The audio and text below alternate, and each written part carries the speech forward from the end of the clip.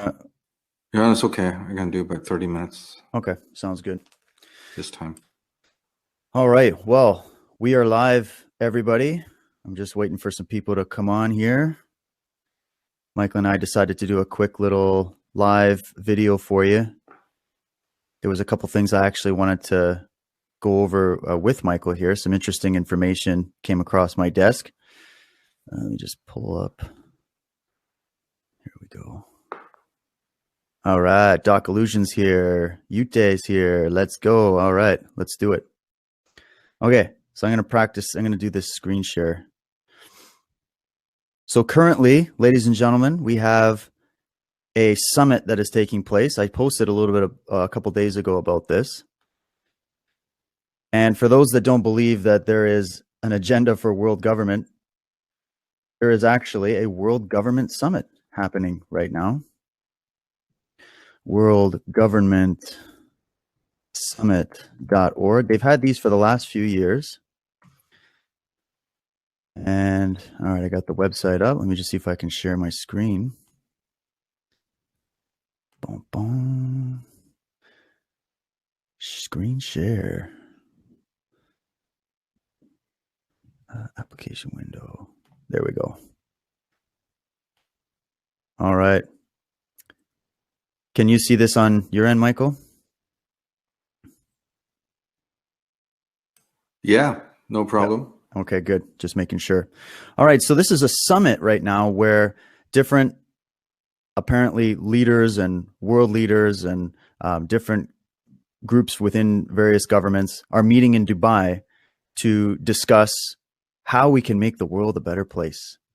And I found it rather interesting that when you look at the, let me go to, where do they have the partners? Here we go. So first telltale on this one is the partners. So we have the big boys, the International Monetary Fund, the World Bank Group, Policies for Better Lives, World Economic Forum, the Dubai Fund for Development, World Health Organization, World Trade Organization, United Nations. So this is who is, putting this event on. And Michael, I wanted to ask you about this because when you look at their agenda, it all sounds nice and happy because they're talking actually about happiness. And of course, you've got the Global AI Governance Workshop. I wonder what that one would be all about.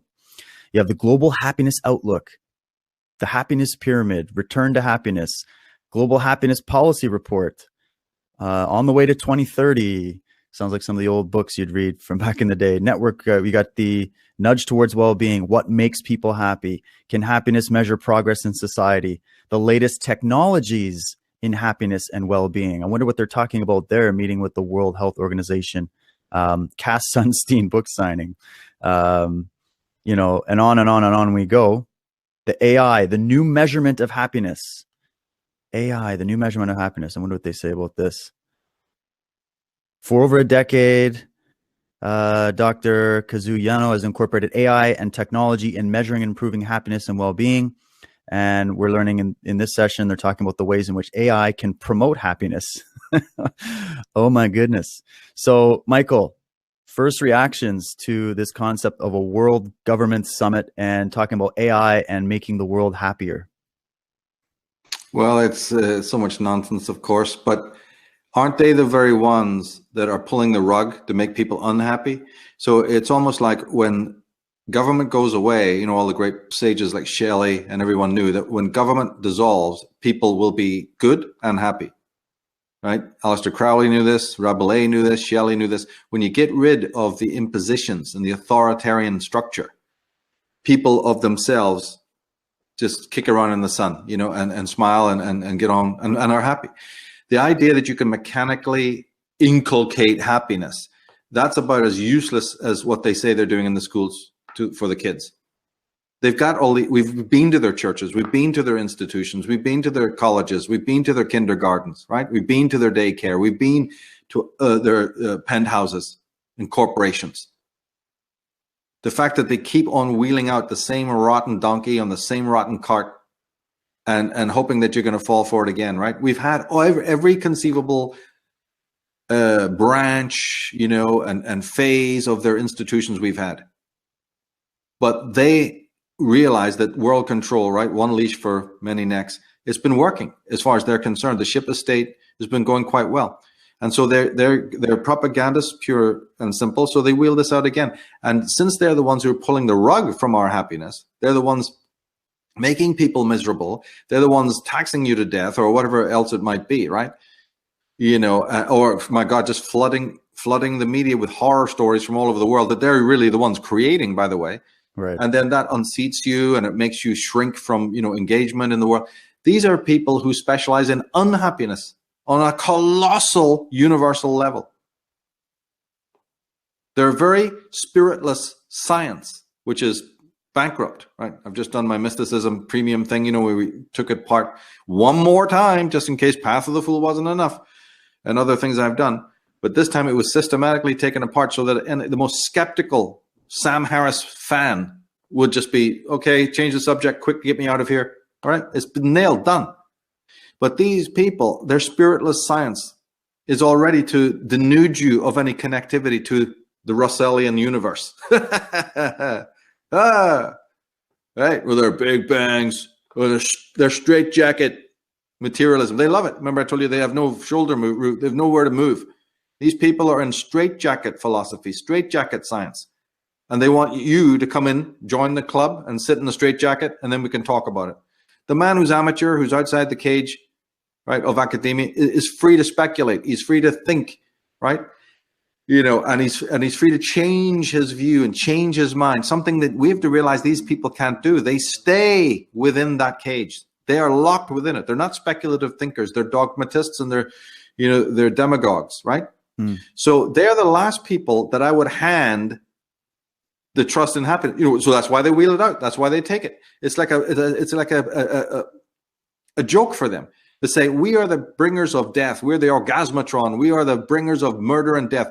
Let's put on a new hat and say, we'll bring you happiness too. Of course, what it really means, the reason they're really all doing this, and you have to read a lot of books on this shite to realize what they're talking about, is because their formula for happiness is pure communitarianism. It's back to the global civil society in which you're unhappy because you sit there over your shop, or you sit there in your grotto, peeping out of the letterbox. You know, you grab the pizza and just slam the door. And the pizza guy's looking over your shoulder going, why's he got all those guns, man? All right. Yeah, that's America. That's the world. So we're going to bring you out to dance in the streets. It's going to be Oliver. It's going to be, oh my God, right? They're going to just, you know, they're going to insist that the solution for happiness is more interactivity with a bunch of gormless twats like yourself. That's it. And so it leads to the global village. Remember I said we've been talking for years, since Architects of Control and before, about the posthuman agenda. Yeah, that does mean drugging the shit out of somebody with happy pills individually. But then now that you're in the dumps, right, with the whole of the psychiatry, you're down in the sludge, in the mud. Now they want to take you out of that by some full promise of the Pied Piper with his happiness image has come over the hill. And you'll join it because you're in such a depth of depression, right? You'll join this horrible Quatermass collective, you know, seeking for the elusive, and then off they go into the sunset and over the fucking cliff. It's the biggest joke of all. It's the restaurant at the end of the universe where everybody sits there and cheers and cracks open bottles of wine and sends up the balloons while the universe explodes in one final devastating cataclysm. And everybody buys a ticket to go to this restaurant, according to Douglas Adams' wonderful book. They actually go forward in time, right? This is the biggest thrill you can have, is if you're a billionaire, you buy a ticket to go forward in time so you can sit at the restaurant at the end of the universe and salute the destruction of the entire universe. One big last final high. We're that close. And this shit that you're reading there is born out of that same, you know, psychopathy, that same nonsense. Oh, exactly. And there's what's interesting to me is a lot of people would look at that, and right on the face of it, they would say, oh, look, we're all coming together, all the nations of the world, one big happy family. And all that these globalists want is peace and utopia and all that kind of stuff. But you have to follow through on the actions of organizations like the World Bank and the IMF and the World Trade Organization and these Saudis in Dubai, and, you know, their secret handshakes behind the scenes, and all of the different agendas that have been discussed for over 100 years between these groups, starting back with trying to found the League of Nations after World War I. We've talked about this many times. We had Michael Black on the show to chat about that. And Michael, we did a show on that too, just kind of highlighting what happened in those, after those big wars, what started those wars, what kept those wars going, what these people have financed. They have financed mass genocide. They have destroyed nations. And their goal is to destroy nations. They're now saying it in the open. This isn't a secret anymore. This isn't some conspiracy theory now. This is just out in the open where they're telling you what they want. And if you're not sure about that, you can go back to some of the main thinkers on this and the people that were talking about it. You can go back to like Julian Huxley's speech back in 1962, when he was saying that, we're in the process of developing a whole series of techniques which will enable the controlling oligarchy, who have always existed and presumably always will exist, to get people to love their servitude. Actually, that was Aldous Huxley. Julian says, there's evidently a whole class of drugs affecting the central nervous system, which can produce enormous changes in sedation, in euphoria, in energizing the whole mental process without doing any perceptible harm to the human body. And this presents to me the most extraordinary revolution. In the hands of a dictator, these substances in one kind or another could be used with, first of all, complete harmlessness. And the result would be, you can imagine a euphoria that would make people thoroughly happy, even in the most abominable circumstances.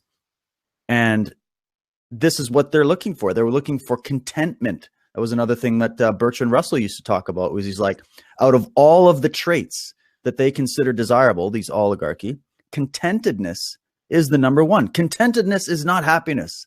Contentedness is not eudaimonia. It's not what we've been discussing about going through selfhood and connecting to the interdimensional universe that is you.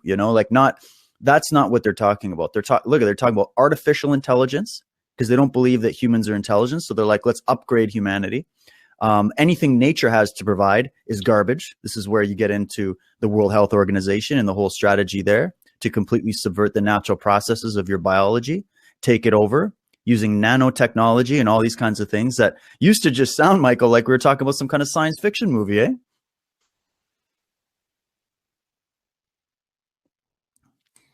That's quite right. Did you see in the chat I sent you a link?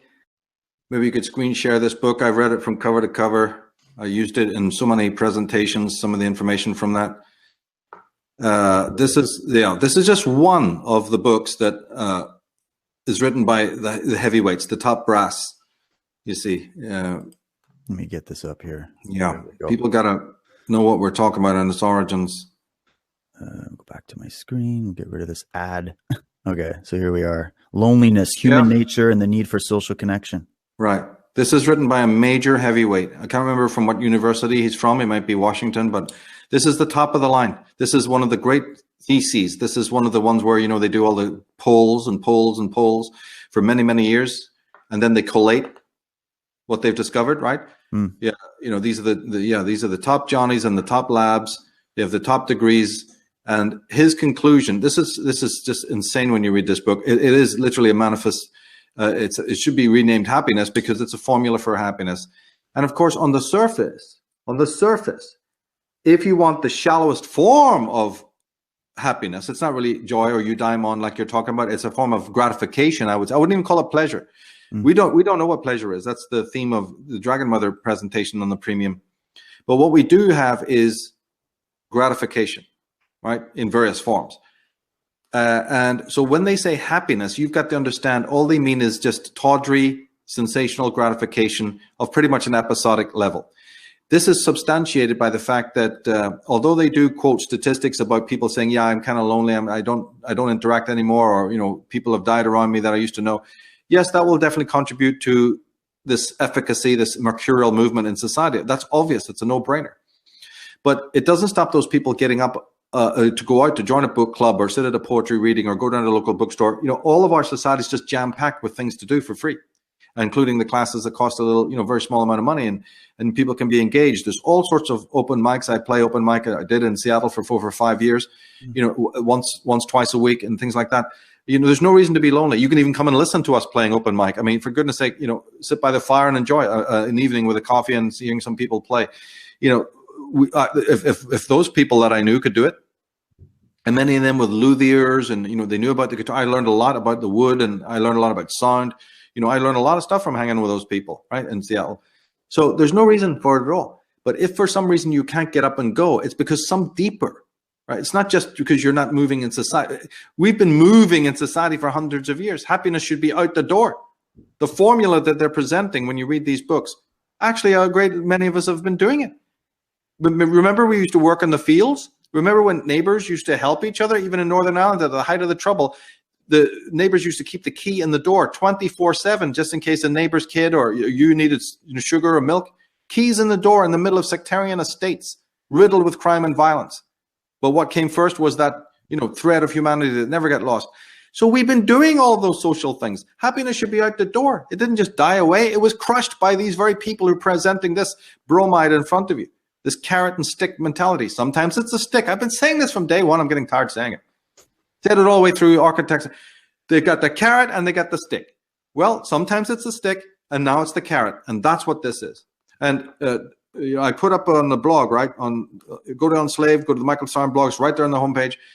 And there's a post that I made, very much connecting to what you're talking about. It is entitled "Insider Exposes World Government Agenda." Right. So go to my blog right on the front of Unslave. Yeah. And then oh, here we go. Oh yeah, George Hunt. Right, United Nations Earth Summit, the very things you're talking about, 1992. But this time it blew up in their face because an insider spilled the beans. Lord Rothschild had given speeches. You see some of the other these heavyweights, and George Hunt, the man who made this video, unfortunately is a bit, you know, low quality, but it's certainly, you can hear it and you can really understand it. And then below I put the name of a book called Fearful Master, which everybody should get a second look at the United Nations. You know, I'm so glad we're doing this this conversation right now to bring these wonderful works out, because he exposes it. He exposes it as the fraud it is. Here, I'll bring it up. I'll bring it up for people. So you got Insider World Agenda, 92. Yeah, the UN Earth Summit. There was a lot of things discussed. This was sort of the idea of Agenda 21 and all of that as well. America's secret establishment. Wow, amazing. So don't let us tell us that it's just boogaloo nutballs and the conspiracy movement who are waving, you know, banging a spoon against this. There's been insiders who were there, who were invited. Because remember, they need to recruit. They're also a recruiting agency, right? They want younger, they want recruits. They want people like this George Hunt, you see, to take this globalistic communitarian message out. Otherwise, how can it work? They write their manifestos, you know, and then they need people who only know the headlines, you know, who've only got the sound bites, but they're very valuable. They're the useless idiots that take it out, right, to the public, to the world, and broad, and just having it as a meme inside your head is enough for these people, you see. But my God, never for 1 minute imagine that just moving mercurially in your society, I give you a few examples there, you know, is really anything about happiness. Happiness is something you dime on. You have to, joy, pleasure. You know, read Wilhelm Reich. You know, man does not experience pleasure. This is a myth. It actually takes real work, psychological, hygienic cleansing of the body, right? Which is, it should be equated with the unconscious. The mind, the emotions, all of it needs to be hygienically clean before you can be a Reichian, you know, organic human being that's actually can experience pleasure. We don't experience pleasure in this world or joy. We experience gratification. And we've learned to, you know, the left brain has talked us right into imagining that the one is a synonym of the other, and that it is not. And, you know, it's only when you've done some real major fucking Tai Chi and Qigong and really got into, you know, the martial arts and purged the shit out of yourself, you know, and got to a level of sensitivity because of you're doing the shadow work, that you could hope in a million years, you see, to come to the sensitivity where you really will savor real pleasure and real joy. It's not something that's out there. It might be found in children in that spontaneity, but as we know, that quickly gets erased as well. So the real thing is missing in the West. It really is. And I would say that some people, you know, when they go to the East, one thing that strikes them, and this certainly is a virtue to a degree, when you go over there, that even though people are saturated in poverty, you know, their eyes are shining and they seem to be happier. You know what I mean? And so these guys will love to come in and tell you that's because of the hyper communalization. But then that's not true for South America, where they're not happier, even though they're hyper communal as well. They're at each other's throats, and there's a lot of crime and all the rest of it, you see, a lot of depression and what have you. So yes, there's an argument that can be made that, you know, when you're in the tribe or some sort of, you know, non-Western setup, you're happier. But we're not talking about them. Whether they're happy or not is irrelevant to what we are doing in the West. And so the formula of gaining happiness here amongst Anglo-Saxon people who are very individualized, very independent, they can't just cluster up like everybody else. That's one of the defining differences. That's why race has to be brought to the table. It's one of the reasons, because then we can just coldly analyze the facts and get that one straight. Since Anglo-Saxon man is so differentiated and loves to wander off on his own and contemplate, be in nature, his formula is not the same as it is in non-Western climes. That's just a simple fact. And in fact, it was understood by anthropologists for hundreds of years that this was the case. So therefore, the formula of how the Western man attains happiness is very, very different, even though there are some very standard universal truths. Like I said, the emotional cleansing. Well, they're doing it in the Orient, right? When they're doing their Tai Chis and they're cleaning their bodies and they're cleaning their meridians and they're making themselves sensitized. Right now, with the obesity and the drug uses and the bad food, the toxic air, the fluorescent lights and everything else, it would take years for even a teenager to purge themselves of all of that. Although, with martial arts and other things, it's a little bit, if you really commit to it properly, you will hasten that process, no doubt. But it still takes, as you can probably testify, a lot of fucking time to really purge it. But see, without doing it, so don't you hand me no, Christmas cracker happy pills all they're doing is now promising you the happy pill on a global level. It's Equilibrium, the movie, right? But for the collective. Yeah. And it's funny because this is the question of our time now. What is the role of government anyways? Okay. And I know some people are asking again about anarchism, and we can get into that another time, Michael, unless you want to say something about it. But yeah, let's just say we're going with limited government based on the American ideal from, the founding fathers or whatever, right? It's a necessary evil. What is the role of government? Is the role of government there to make you happy? Is that their role? Is that why we're supposedly electing these people? No, the whole point of government, we spoke about this with Chuck Morse, was that the only function it should have is to protect and preserve your inherent rights. That's it. It's just there in that regard. It's not there to micromanage your life and make you happy. And that's when I get worried when I see these people getting together to discuss how can we just bypass all of this process, like what you're talking about, Michael, the natural process of what actually produces happiness and fulfillment and joy and inner peace and all of that. You need to strive. Exactly, because they want to take away the mechanism of striving for it. It's now just going to be a pill. It's going to be easy. It's going to be from the outside. Yeah, exactly. Just like disease is something that you contract from the outside. And so when you need something, it's look, the formula is it's wrong to even imagine that even another human being can contain things like your happiness, let alone a government. What are we talking about? This is lies on steroids, right? But they actually do see themselves. Remember years ago, so many people made it clear. I've still got the quote somewhere about how these rights are privileges. They're not rights, and we'll decide. During around 9/11 and all, and even before Desert Storm, we might have to scroll back on some of your rights because they're not really rights. They're just privileges we gave you. Oh yeah, and who gave you the same privileges? Then somebody further up the ladder. Then you're already admitting that if it's bestowed, who bestowed it on you, asshole? Head of the CIA or whoever you might be, or Colin Powell. By the same definition, you're just letting me know there must be a hierarchy of higher guys than you, bestowing. Because if you bestow it on me, somebody must bestow it on you. But everyone missed that. No, but the idea that even another human being can make you happy is already to be plunged into a hellish situation where you're estranged from your own inner being. And my work is now moving into a great analysis, a systematic analysis of how you get estranged from your imperial self. I've touched on it before, but what can you do when you're limited to some other person's stage?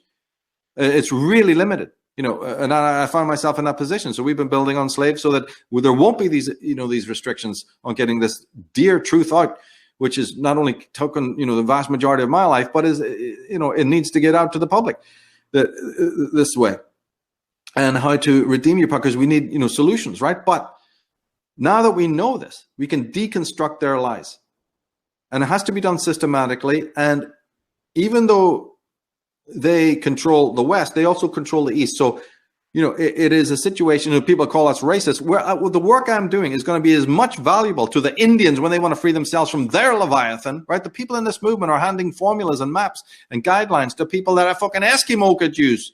And yet you're going to point a finger at us being racist? I'm producing, solutions that the whole damn planet, wherever they're going to come under this filthy hidden wing, the wing of evil, this double-headed eagle stretching its wings like a beast over, all of mankind. How can you call us racist? We're benefactors of the whole of man. I don't give a damn what color your skin is or what race you come from. Let's all turn, if we can, we'll fight later on. Let's get rid of this entity first that's been preying on, preying. Remember the clip in the movie They Live, where the black preacher is telling you they're everywhere, they're watching you, right? Let's get rid of that preacher first, and then we can, the pestilence first, and then we can decide.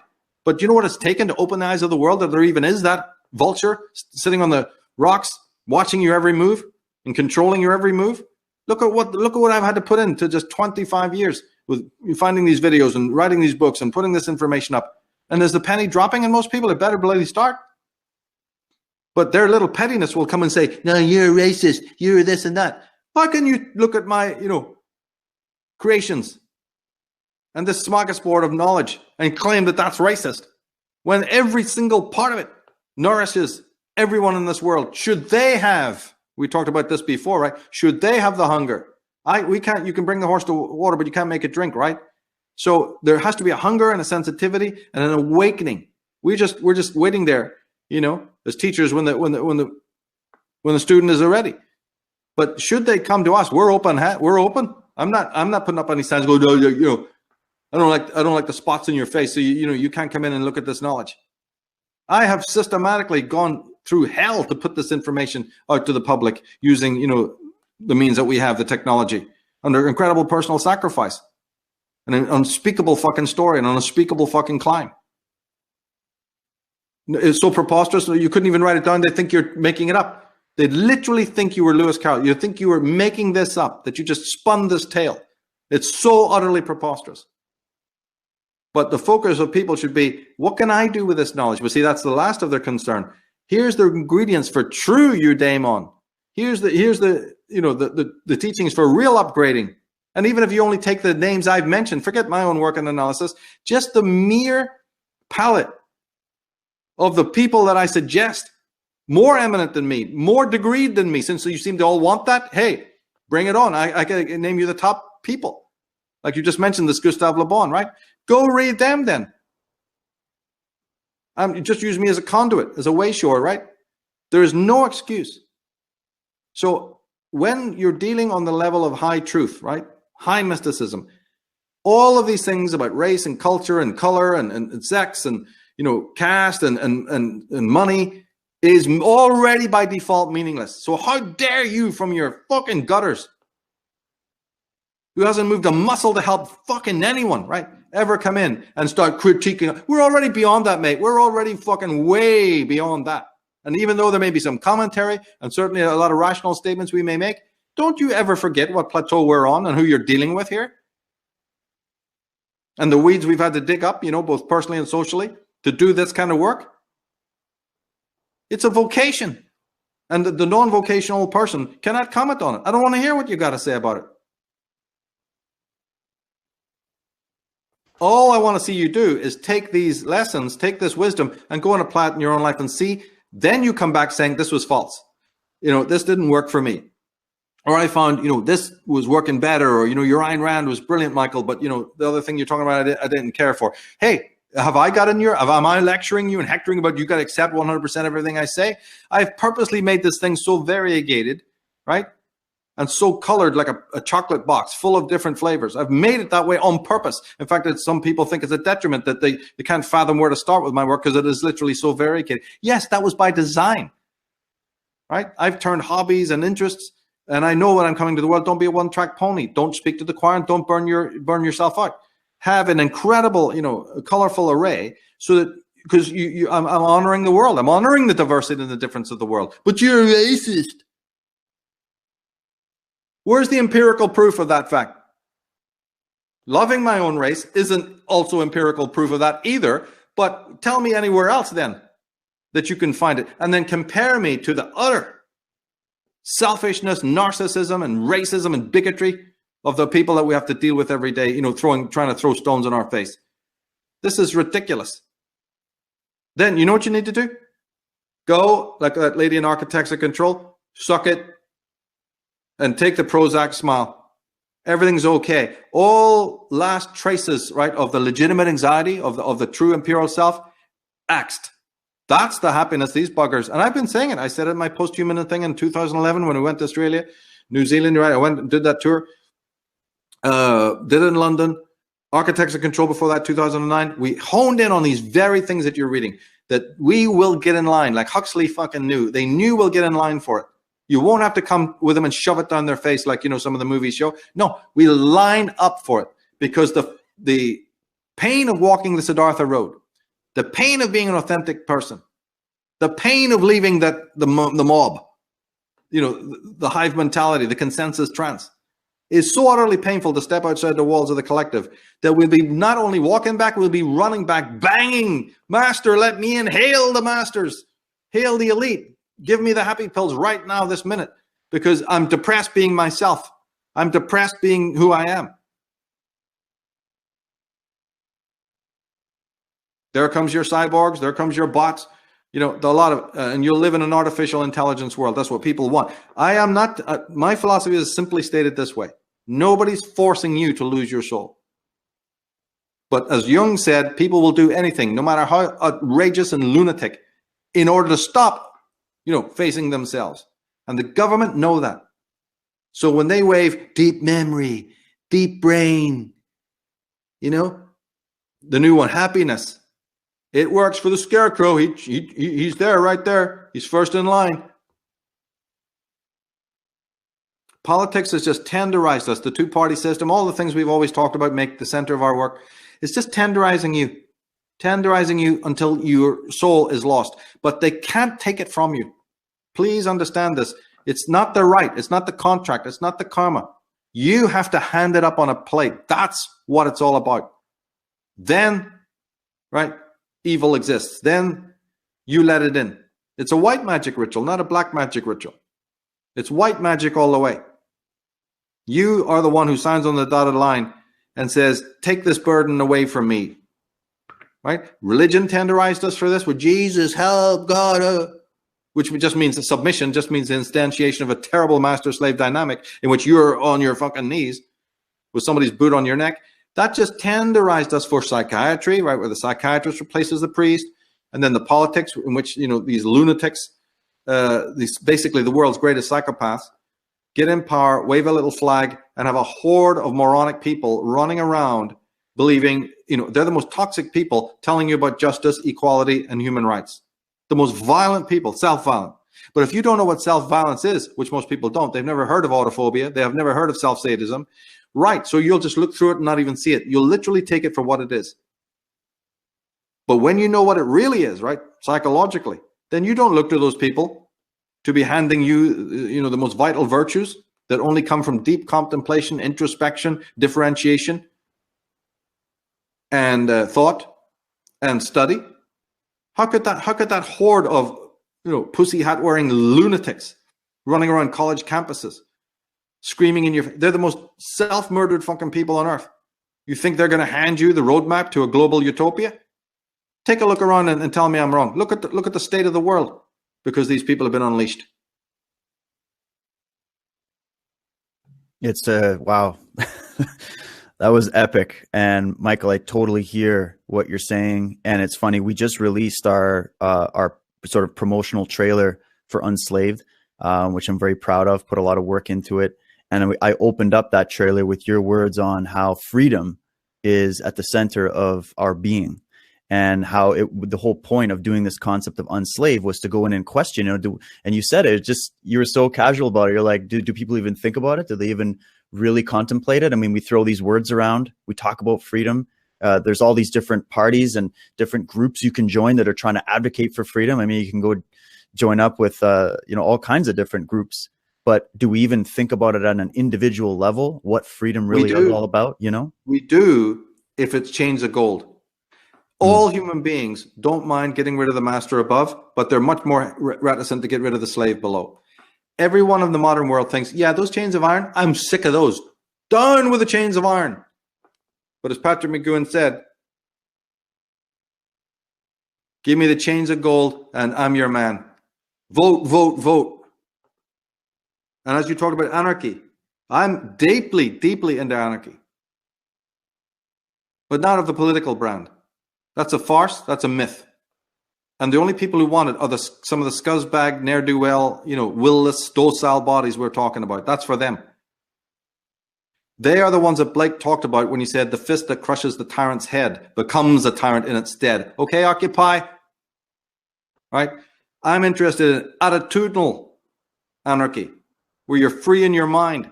There ain't too many of them around, man. So don't sell me the other shit. Don't sell me the exoteric version. I'm not interested. You can scream, you can chew bricks, you can chew the carpet. All these advocates out there go, anarchy, anarchy, anarchy. Shoot a cop. Have some fun. Burn the world. Nobody's going to fuck with me and my AK-47. What the hell are you talking about? Right? It's attitudinal. And that is an act of the Zen master. And even they haven't got it now. Most of those guys don't know what they're talking about. It's just more pre-slip. The real thing is something so much vaster than that. Right? It's going light. It's like the fool, two different kinds of light. And everybody on this planet is separated by which light they're signing on for. The light of luminescence or the other kind of light, the feather light. Whoa, all the difference in the world right there. We explored that. So anarchy, yes, I'm all for it. But it's the anarchy of a Cervantes, right? It's the anarchy of an Ezra Pound. It's the anarchy of a Wilhelm Reich, who's so vocationally attuned, or a Tesla, or a Walter Russell, right? Who's so in tune with themselves that they don't need anything from you. They don't need you to hand them a promise of anything, happiness, or any other thing. They're not looking to you because they're totally deeply entrenched, in dialogue with their imperial self, which provides all that is needed. Right? So they're not looking to you for anything. They're not prostituting you, and they're not prostituting themselves. They're completely beyond that stage. They're in touch with the great ultimate, which is, as you said, the flow of freedom. Freedom is just a synonym for the great ultimate, the great Tao, that holds you to no contracts, doesn't present itself either as teacher to you or as student, and doesn't want you to be in any of those distinctions. It's just a commune in which two friends are walking on a path towards the truth. And the truth is with them. There isn't even a path to the truth. You're walking in it in this moment. But that requires a certain kind of sensitivity. Don't get me wrong. There's, you can't say that it just comes to you. There's no work. There's work involved because the world is malignant and toxic. And you've been brought up by toxic parents. And you've been brought up by toxic schools and teachers and priests and all the rest of the programming. So there is a moment where, to find the still point. In snake dance, the doctor, right, has to fight the snake, the dance of the snake. Yeah, you think you're going to be exonerated from that and get the enlightenment and truth? The dancing with a snake is to know the snake, to know it through and through, what it's all about, how it came into existence, and what weapons it uses to, hypnotize the shit out of you. So, and that takes anarchy of the mind, walking without rhythm. Very, very different process. Like we said, Crowley's magical will. Can I hold the exact opposite of every idea that I espouse and cleave to? It doesn't mean I throw out the ideas I cleave to, or that I chose, or that I favor. No, I have those. I'll keep them forever. But do I know the absolute refutation of it in the same bowl, in the same mind? No, the answer is no. Our education systems are not interested in that. They're interested in you in polarizing you into allegiances to tenderize you for the political game that comes later. They don't want you to be your own advocate, your own devil's advocate. But until you are, there is no chance of enlightenment. It's a myth. It's just a word that's been bandied around, courtesy of the left brain. The word is not the thing, right? So the thing, the real thing, I talk about the real thing, what it is, and the road to that. And that road always leads back to the self and back to purging, back to shadow work and all the things we make central to this, message. And it doesn't have much to do with other people. If other people sign on and walk with you, and that's all great. That's an extra cherry on the top. That's fantastic. But you never make that your motive, and you never make that, as Ayn Rand said, I'm not interested in what they're doing because I'm giving them complete freedom. Yeah, I can say no masters above, which all anarchists know how to say. Yeah, but what about the slaves below, asshole? Want me to come into your life and show you where they are? The real mystic has no masters above by all means, but no slaves below either, you see? Now, that kind of anarchy is, you have to read the fine print. They don't mean that. They mean plenty of slaves below. Just no masters above. I've seen through that bullshit. Look at this communism. That's what communism is defined as. You see? And yet they have the worst masters above, but, you know, the selling, the rhetoric, the pull you into the store, you know, is to sell you this idea of no masters above. And of course, a lot of people want that, and they're right. That's born out of a virtue. But you don't understand, you know, that it's a lure. It's a carrot this time. And so sometimes when life has been very, very rough, punitive and harsh for several years, these people bring out this gleaming, you know, big cake, like some Wizard of Oz, just festival, you know, a parade, float down the street. Happiness, happiness. Oh, you remember the prisoner last scene? All you need is love. A scene of unimaginable chaos over which there's this incredible Beatles track. All you need is love. The greatest scene in any type of media ever fucking made. The man nailed it. And we'll go for it. Bury yourself up to your neck in it. And these ants will just eat you alive. It's a white magic ritual. Nobody tells you to do anything. Nobody tells you to sell your soul. You, out of fear, out of misgiving, out of complete, you know, wrong indoctrination, you hand it up every time, you know, and enter the wicker man of your own free will and watch yourself burn. This is self-immolation, totally and utterly.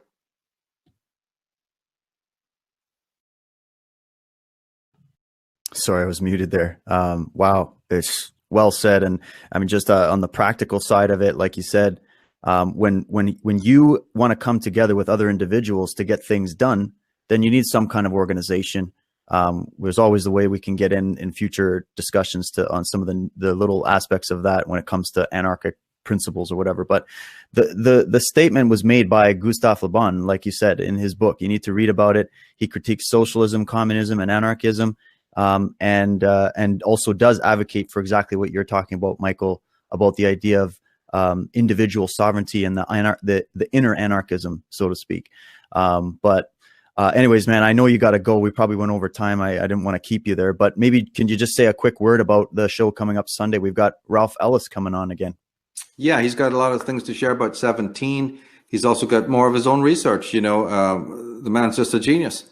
And as you know, I'd love to have him on almost every other month, you know, but here we have to have him on once in a while, and we'll get his feedback about some of the things. He was thrown off Wikipedia last year and had a major altercation with Joseph Atwill, this ponce that does the rounds, you know.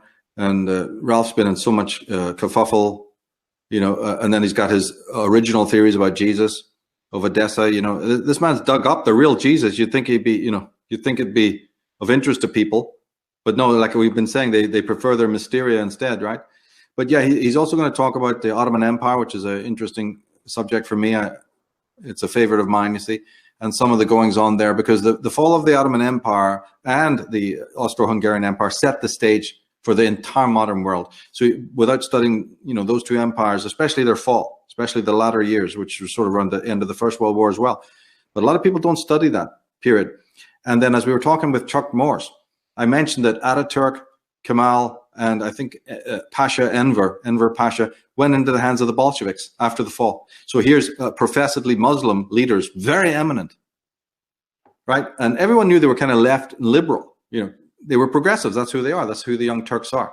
But after the fall of the Ottoman Empire and the you know, the First World War's endings, which destroyed the Austro-Hungarian, and Bolshevism came in and took over all the Tsar's lands, those two Muslims, leaders of eminence, went to Russia. One of them went to Russia, and both of them became committed Bolsheviks. Absolutely joined to the hip with the leading Bolsheviks at the time. So we're going to explore that with Ralph, you know, to bring that out as well. These are so many beautiful areas, but they're falling down the memory hole. And you know, that time was a part of the reason why the world looks the way it does today. So it'll be really interesting to get his take on that and many other subjects too. Oh, wow. Yeah, definitely looking forward. Always a great time to chat with Ralph. Well, I've got some good news for people tuning in here. We're going to keep this show going. Michael Black has just agreed to come on and chat with me for a little bit about this subject and to get his take on it. And Michael, I know you've got some stuff you got to take care of. So all the best, man. Thanks for doing this quick show with me, and we'll catch up. Say hi to Michael. Will do. Okay, later. All right. Cheers. Cheers, everyone. Thank you.